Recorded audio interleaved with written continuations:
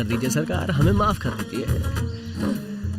कहाँ आप, कहाँ हम। आप बेताल हैं और हम पाताल हैं। इस बार अगर आप बड़ा दिल रख के हमें माफ कर देंगे सरकार, तो अगली बार हम लंबी कतार में खड़े होके आपका पूरा कर चुका देंगे। मगधीरा, हमें जो कर भरना है ये रहा।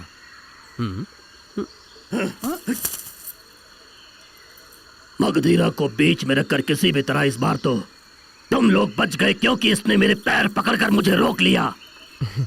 लेकिन आइंदा कर भरने में अगर कोई चालाकी दिखाई तो मैं तुम लोगों की समाधि बना दूंगा। सरकार, आपका नाम? विडारी। बड़े भाई विडारी, हमें माफी दे ले विदाई। हमारे जिंदाबाद बोलो भाई, जिंदाबाद। जिंदाबाद भाई विडारी, हमें माफी दे ले विदाई। जिंदाबाद। भाई ने खाया बकरी गोश्त, पंडित जी के पूरी छोले मार। भाई ने खाया बकरी गोश्त, पंडित जी के पूरी छोले मार। अरे सुनो, हमें माफ करके वो कब के चले गए मगधीरा। क्या? ओ मगधीरा, पूरा गांव तुम्हारी बहादुरी देखकर आश्चर्यचकित हो गया है। जो झुकता है वो गरजता भी है। आज पैर पकड़े, कल गला पकड़ोगे, ये हो के रहेगा, याद रखना। आपका आशीर्वाद होना चाहिए। एक छोटी सी मदद चाहिए। हमारे गांव में जब कोई आता है तो तुम्हें उसे सुरक्षित लेकर आते हो। कल यहाँ महापूजा है, दिन भी बहुत अच्छा है। मेरी बेटी पवल मल्ली पढ़ाई पूरी करके गांव वापस आ रही है। कल सुबह सुबह तुम नदी किनारे जाके मेरी बेटी को लेके आ सकते हो बेटा?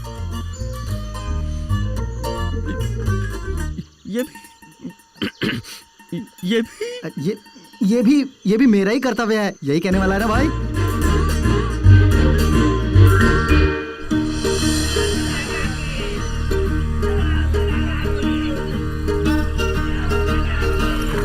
क्यों भाई मगधीरा, पवल वल्ली गोरी होगी या काली? अरे हरी होगी, चुपचाप चलो।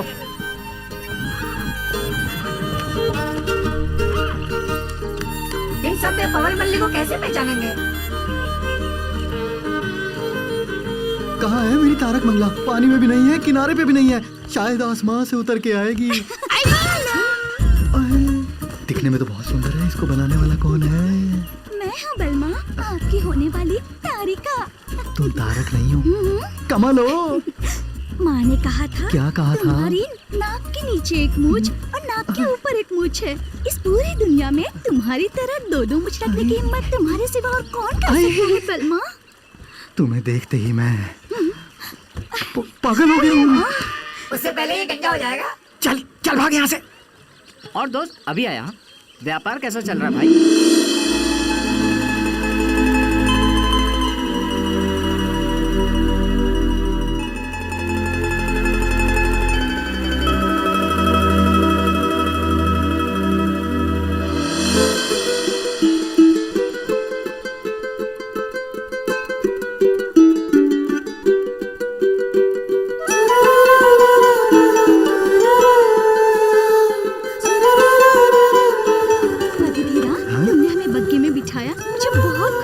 अभी देखो आगे आगे होता क्या है। मगधीरा, दाढ़ी मूंछें उगने के बाद तुम तो और भी सुंदर लगने लगे हो। तुम्हारी मूंछें नहीं आई है, इसका मतलब तुम बदली नहीं हो क्या? वैसे मुझे बोलना तो नहीं चाहिए, भगवान की बनी हुई एक रचना हो और उस पर ये साड़ी। ज्यादा बोलेगा तो मैं तेरा खून कर दूंगा। ठीक है, जाने दो। और बताओ, गांव में सब कैसा है? सब बहुत अच्छा चल रहा है। कल ही हमारे मगधीरा ने वेतार के पैर पकड़े और उससे विनती की और भाग्यनगर को बचा लिया है ना? क्या पैर पकड़ के गांव को बचाया? अरे भांडा फोड़ दिया। भाग्यनगर की बेटी हो कहते हुए शर्मा रही है मुझे। दो रंगी, ये सब बताना बेकार है, ये समझेंगी नहीं। क्यों नहीं समझूंगी? हमारे गांव में मूंछों वाला मर्द नहीं है क्या?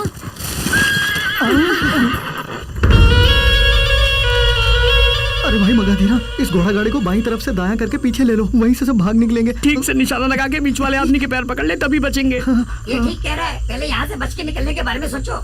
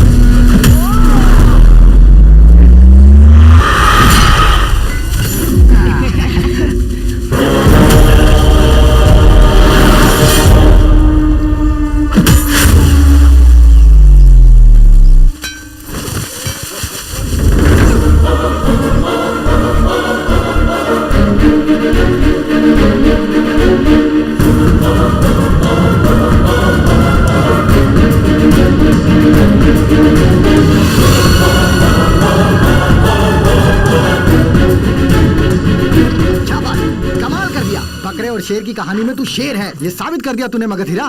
बाप रे, सबको मार के भगा दिया। इतनी ताकत है तुझमें, फिर कल क्यों तूने उसके पैर पकड़े? पवन मल्ली के लिए चाहे पूरी फौज ही क्यों ना आ जाए, मार मार के खत्म कर दूंगा। लेकिन वहाँ गांव में सब लोग हमारे भरोसे बैठे हैं, थोड़ा बहुत तो झुकना ही पड़ता है। वीरता का दूसरा नाम है सहन शक्ति। उसको अगर कोई डरपोक का नाम देता है तो मैं क्या कर सकता हूँ। अब बात यह है कि भाग्यनगर की बेटी होने पर शर्माने की कोई जरूरत नहीं है। मूंछों वाले आदमी वहाँ भी है। अब चलो ना यार, इंतजार की घड़ियां खत्म हुई तारिका। अब हमारी शादी की तैयारियां बड़े जोश में करेंगे और सब कुछ झटपट निपटा लेंगे। माँ, अच्छी हूँ माँ। पिताजी, माँ, रास्ते में बड़ी मुसीबत आई, लेकिन मगधीरा ने हमें बचा लिया। हम तुम्हारे शुक्रगुजार हैं बेटा। ये तो मेरा कर्तव्य है। आप पिताजी।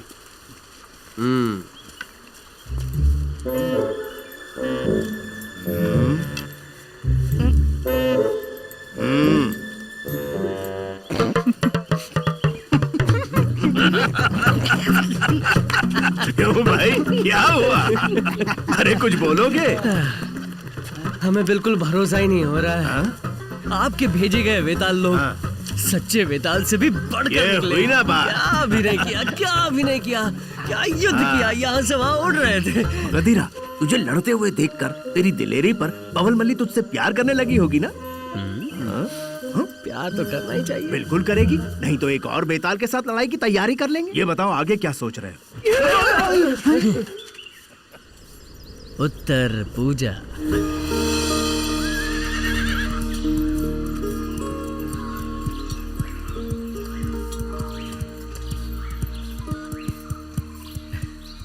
प्रणाम मुखिया जी, कैसे हैं आप?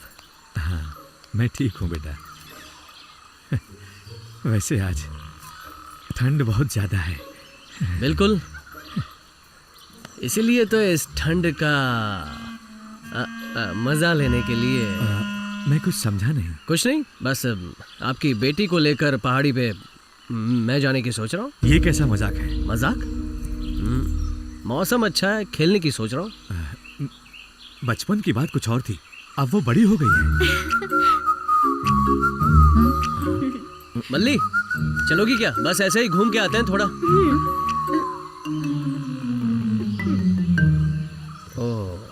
सुनो बेटा, अब तुम जाओ यहाँ से, समय बर्बाद मत करो। मेरी बेटी हद पार करके एक कदम भी बाहर नहीं रखेगी, समझे तुम? ओ, सुनिए, उधर देखिए ना।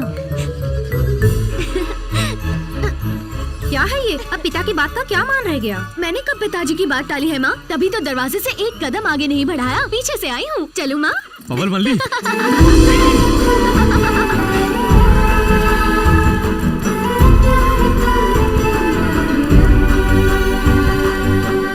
आपने कैसे पहचाना कि मैं ही पवन मल्ली हूँ? तुम्हारी आंखों से। बचपन में जब मेरी बहन मरी थी,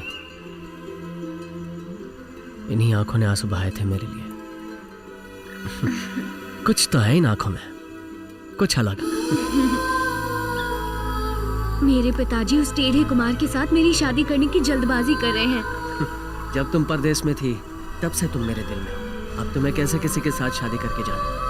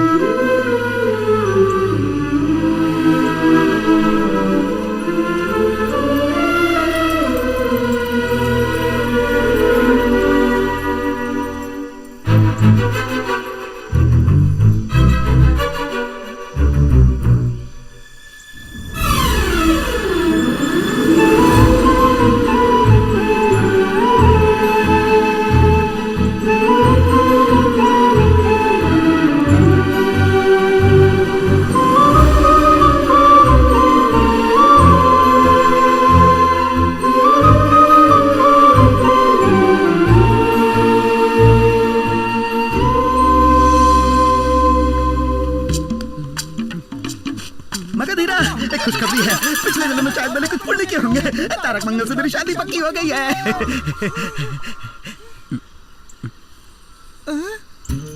अचानक कैसे? दूल्हे बनने वाले हो, पूरा चेहरा खिल गया है। और एक बात का ख्याल रखना पड़ेगा, तुम्हें मेरी शादी सामने खड़े रह के करवानी पड़ेगी। धूमधाम से करेंगे। और मेरी सुहागरात? अरे वो सब मेरे सामने मत करना, बेकार। अरे जल्दीबाजी मत करो यार। वो क्या है कि तुम अभी जवान हो, अपने होने वाली बीवी को किस तरह खुश रखोगे, ऐसे विचार तो तुम्हारे दिमाग में उछल कूद करते ही रहते होंगे ना। उनमें से 3 बातें इस भाई को भी बता दोगे तो सीधा तारक के पास जाऊंगा, अपना काम बना लूंगा मजे से। नहीं बताओगे तो एक सीधी बात पूछूं क्या तुमसे? हाँ पूछो। सुहाग रात में खासकर दूध और फल की जरूरत पड़ती है ना?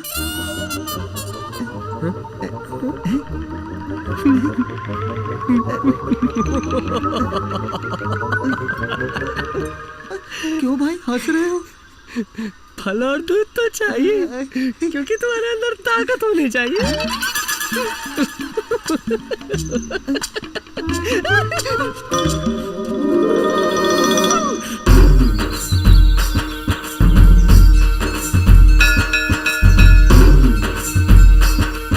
आराम से बांधो ताकि तुम दर्द ना हो। मैंने तारक मंगल को अपना बना ही लिया है।